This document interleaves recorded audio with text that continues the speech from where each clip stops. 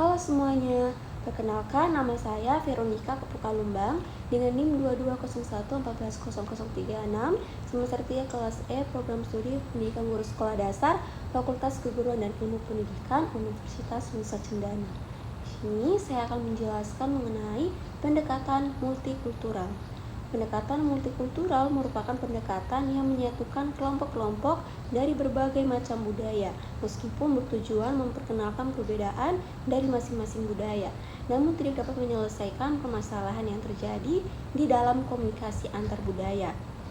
Forrest Kellen menggambarkan pluralisme budaya dengan definisi operasional sebagai menghargai berbagai tingkat perbedaan, tapi masih dalam batas-batas menjaga persatuan nasional.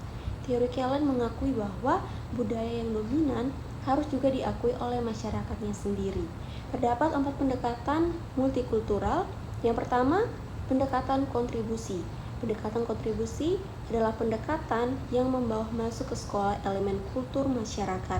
Cara yang paling sering digunakan dan paling luas digunakan oleh guru dalam pendekatan ini adalah kontribusi kearifan lokal peserta didik.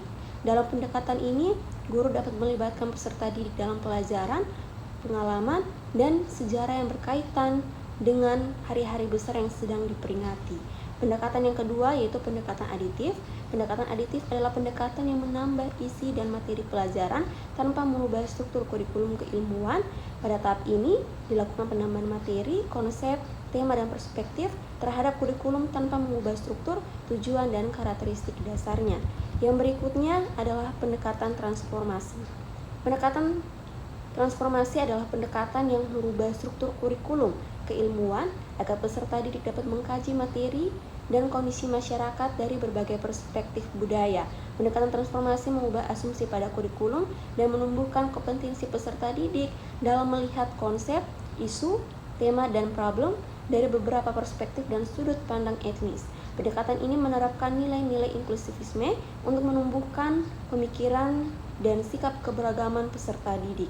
Yang berikut adalah pendekatan aksi sosial. Pendekatan ini menambah komponen yang mensyaratkan peserta didik membuat keputusan dan melakukan aksi yang berkaitan dengan konsep, isu, atau masalah yang dipelajari. Tujuan utama pembelajaran dalam pendekatan aksi sosial adalah mendidik peserta didik agar dapat melakukan kritik sosial dan perubahan sosial, serta guru mengajari mereka keterampilan pembuatan keputusan. Inti dari ketiga poin di atas adalah mendorong peserta didik agar berpartisipasi secara efektif dalam perubahan sosial yang demokratis, serta peserta didik harus diajar kritik sosial dan harus dibantu untuk memahami inkonsistensi antara ideal dan realitas sosial. Sekian dan terima kasih.